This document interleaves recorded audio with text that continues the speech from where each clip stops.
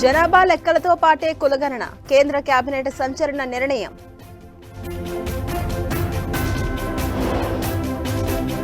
ఢిల్లీలో ప్రధాని మోదీ వరుస భేటీలు, పహల్గామ్ ఉగ్ర దాడికి ప్రతీకారంపై చర్చ.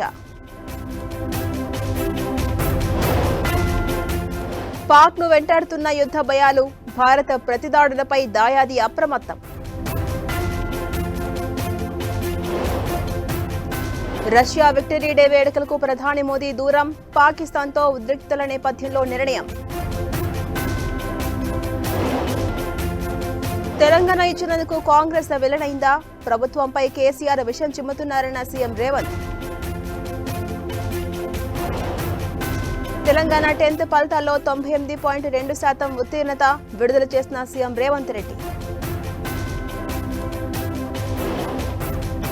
ప్రధాని అమరావతి పర్యటనకు ముమ్మర ఏర్పాట్లు, ట్రాఫిక్ ఇబ్బందులు ఏర్పడకుండా కొత్త రహదారుల సిద్ధం.